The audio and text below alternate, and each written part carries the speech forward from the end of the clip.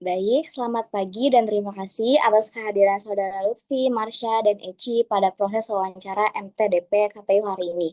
Perkenalkan, saya Alaika dari Divisi Human Resource. Pada sesi ini, saya akan menggali latar belakang, motivasi, serta kesiapan Anda mengikuti proses manajemen training development program. Wawancara ini dilakukan secara format kelompok, namun setiap pertanyaan akan dijawab secara individu dan bergantian.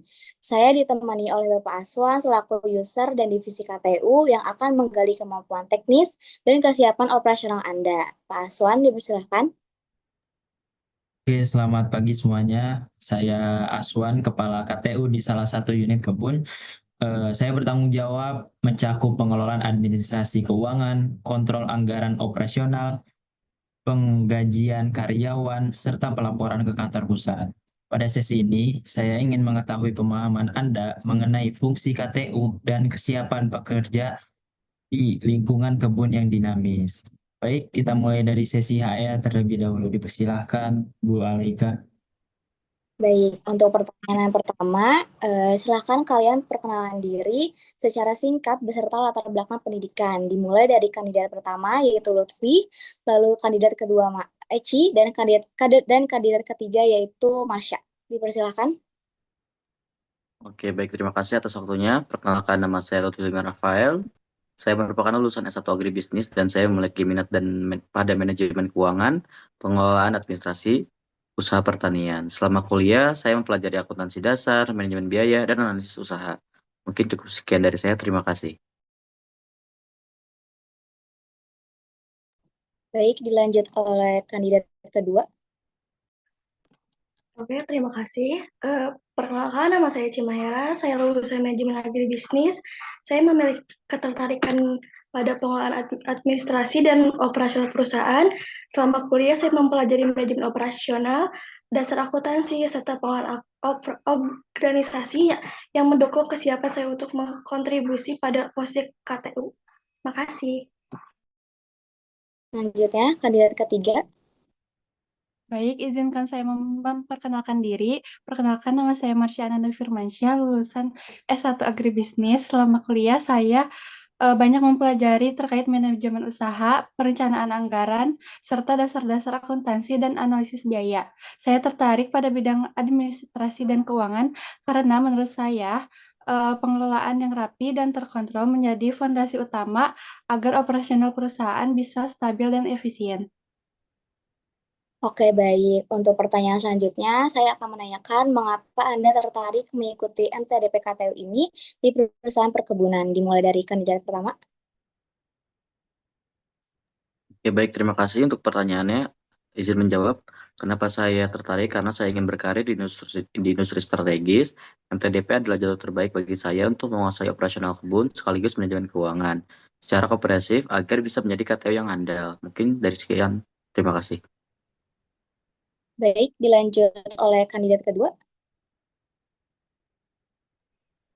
Oke, izin menjawab karena program ini memberikan bekalan yang mengenai pengelolaan administrasi dan keuangan operasional di kebun dengan latar belakang manajemen. Saya ingin mengembangkan kompetensi saya secara langsung di lapangan sekaligus mempersiapkan diri menjadi calon pimpinan unit yang memahami proses operasional dan administrasi secara menyeluruh.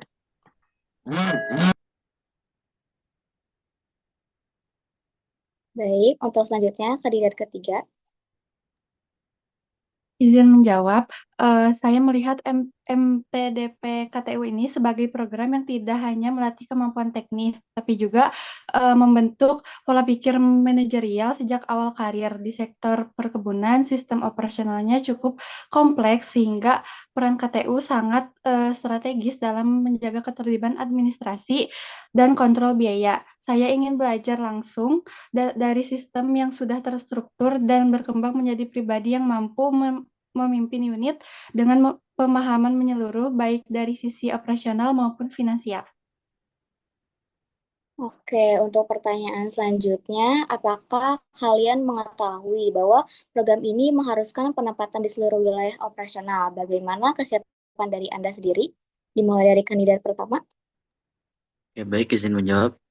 Yang pertama saya sangat siap karena saya memahami bahwa inti bisnis perkebunan ada di lapangan.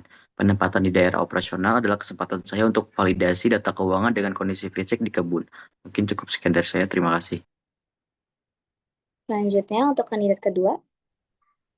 Saya menyatakan siap dan berkomitmen terhadap kebijakan penempatan perusahaan karena bahwa penugasan di berbagai wilayah merupakan bagian dari proses pembelajaran dan pengembangan diri serta menjadi kesempatan untuk memperluas wawasan dan pengalaman kerja di lingkungan perkebunan. Terima kasih.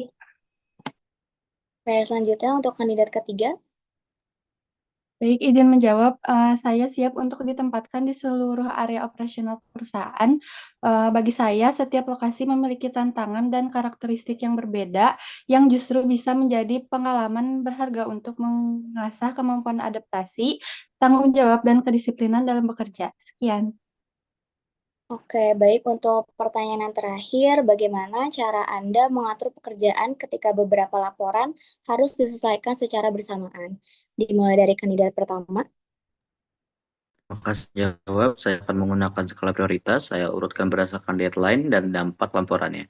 Saya buat checklist kerja agar tetap fokus, teliti, dan selesai tepat waktu tanpa ada yang terlewatkan. Mungkin cukup sekian dari saya. Terima kasih. Selanjutnya, kandidat kedua. Saya mengatur pekerjaan dengan menyusun skala prioritas berdasarkan tingkat urgen dan tenggat waktu. Saya juga membagikan pekerjaan ke dalam tahapan yang berstruktur serta menjaga komunikasi dengan atasan apabila terdapat kendala. Sekian, terima kasih. Selanjutnya, untuk kandidat ketiga. Izin menjawab, jika menghadapi beberapa pekerjaan dengan tenggat waktu yang berdekatan, saya biasanya membuat daftar pekerjaan berdasarkan tingkat prioritas dan dampaknya terhadap operasional. Saya membagi waktu secara terencana dan memastikan setiap laporan melalui proses pengecekan ulang sebelum diserahkan. Sekian dari saya, terima kasih. Oke, baik. Terima kasih atas jawabannya. Selanjutnya, kita masuk ke sesi teknis bersama Pak Aswan. Silahkan. Oke, terima kasih kepada Bu Alaika. Sekarang kita memasuki ke sesi user yang mana ini mengetahui bagaimana sih teknis KTU tersendiri. Untuk pertanyaan yang pertama, menurut Anda apa peran utama KTU dalam operasional kebun? Dipersilakan. Oke, baik. Terima kasih. Izin menjawab. Yang pertama, itu menurut saya KTU berperan dalam memastikan administrasi dan keuangan berjalan tertib sehingga operasional kebun dapat berjalan lancar dan terkontrol. Mungkin dari saya. Sekian, terima kasih. Selanjutnya. Oke, izin menjawab.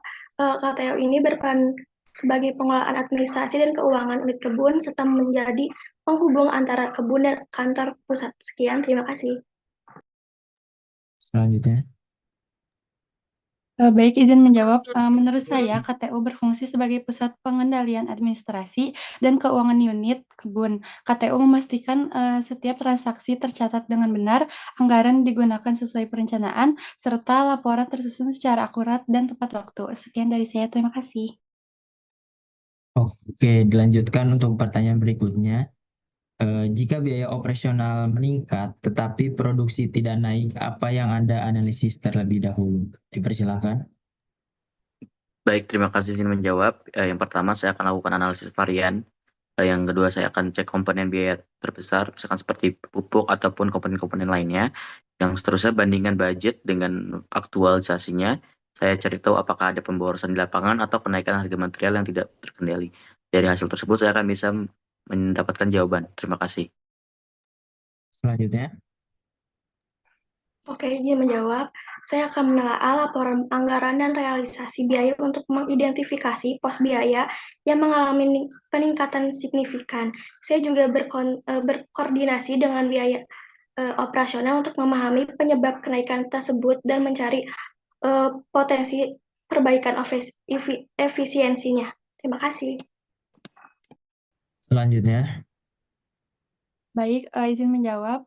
Langkah awal yang saya lakukan adalah menelusuri rincian biaya yang mengalami peningkatan dan membandingkannya dengan anggaran maupun periode sebelumnya.